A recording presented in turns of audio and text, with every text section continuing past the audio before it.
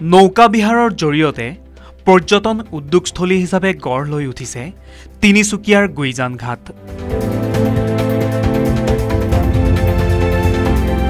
ডিব্ৰু-চৈখোৱাত নদী পৰ্যটনৰ দ্বাৰা স্বাৱলম্বী হৈছে ১.৫ শতাধিক পৰিয়াল। সৰু বৰ ৩০খনৰ পৰা ৫০খন নাও চলাচল কৰা উজনি অসমৰ বিশেষ এটা ঘাট হৈছে গুইজান ঘাট। আপোনালোকে যদি আহে আপোনালোকে ডিব্ৰু-চৈখোৱা ৰাষ্ট্ৰীয় উদ্যানৰ বিভিন্ন প্ৰাকৃতিক সমল, বনঘৰচীয়া ঘোঁৰা, ৰিভাৰ ডলফিন, ওচৰতে থকা মাগুৰী মতাপং বিলত বিভিন্ন পৰিভ্ৰমী দেশী বিদেশী চৰাই পৰিদৰ্শন কৰিব পাৰিব। আৰু বৰ্তমান সময়ত এই স্থানটো এক যথেষ্ট উখল-মাখল পৰিৱেশৰ সৃষ্টি হৈ আছে, কিয়নো এই স্থানত এতিয়া বহু দেশী বিদেশী পৰ্যটকে আহি ভিৰ কৰিছেহি।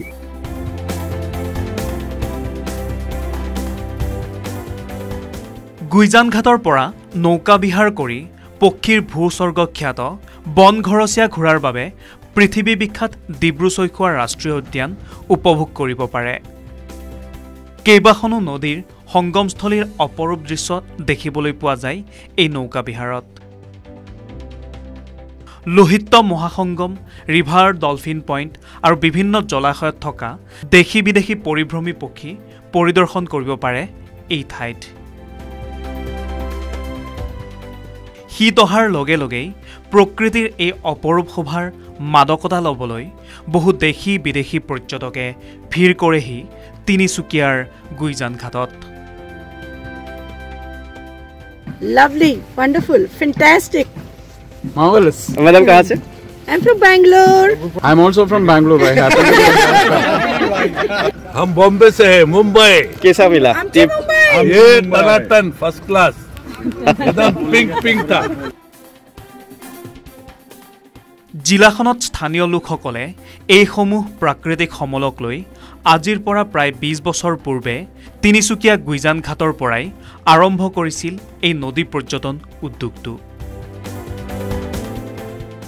নদীক লৈ যেনেদৰে পৃথিৱীৰ সভ্যতাসমূহ সৃষ্টি হৈছিল, ঠিক তেনেদৰে উজনি অসমৰ তিনিচুকীয়াত নদীসমূহক লৈয়ে বৰ্তমান সময়ত গঢ় লৈ উঠিছে নদী পৰ্যটন উদ্যোগ। আজি ট্ৰিপটো কেনে পাইছে দাদা? ভাল লাগিছে, বৰ ধুনীয়া। আপুনি কওক এবাৰ কেনে পাইছে? ভাল লাগিছে, বঢ়িয়া লাগিছে, একদম বঢ়িয়া। নদী চাফাৰী আহিছে, কৰিলোঁ, ভাল লাগিছে। বিভিন্ন পৰ্যটক, দেশ বিদেশৰ পৰ্যটক আনিবলৈ সক্ষম হৈছোঁ। তো ইয়াতে লোহিত মহাসংগমত কেৱল নদী চোৱাই নহয়, নদীৰ যিবিলাক উপাদান যেনেকৈ জলচৰ, বিভিন্ন প্ৰাণী, ইয়াতে বহু সংখ্যক ইয়াতে জলচৰ প্ৰাণী আছে, ইয়াতে ঘৰিয়াল আছে, ইয়াতে শিশু আছে। শিশু মানে ৰিভাৰ ডলফিন। ডলফিনৰ পৃথিৱীৰ আটাইতকৈ ৰেয়াৰ স্পেচিছটোৰ গেংগেটিক ৰিভাৰ ডলফিন এই ডিব্ৰু-চৈখোৱাত দেখিবলৈ পোৱা যায়। ডিব্ৰু আৰু ব্ৰহ্মপুত্ৰ নদীৰ বুকুত চলাচল কৰা এই নাওসমূহৰ বাবে এই শীতৰ সময়কণেই হৈছে উপযুক্ত সময়। কাৰণ এই সময়ছোৱাতেই তিনিচুকীয়াৰ গুইজানলৈ আহি ভিৰ কৰেহি পৰ্যটকসকলে। পৰ্যটকসকলক নাওতেই সুস্বাদু খাদ্য সম্ভাৰেৰে আপ্যায়ন কৰা হয়। লগতে দেখুওৱা হয় ডিব্ৰু-চৈখোৱা ৰাষ্ট্ৰীয় উদ্যান, মাগুৰী মতাপুং বিল, দধিয়া লাইকা বনগাঁও। ইপিনে নদী পৰ্যটনক কেন্দ্ৰ কৰিয়েই বহু নিবনুৱা যুৱক যুৱতীয়ে লাভ কৰিছে আত্মসংস্থাপন।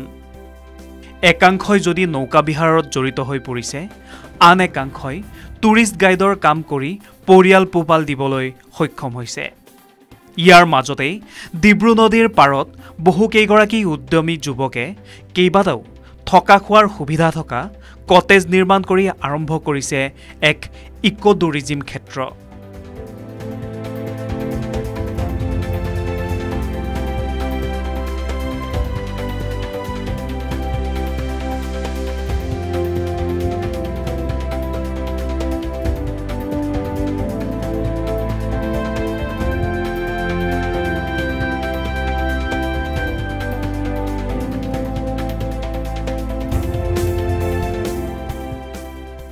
ডিব্ৰুগড়ৰ পৰা ৰক্তিম দাসৰ ৰিপৰ্ট, লোকেল 18।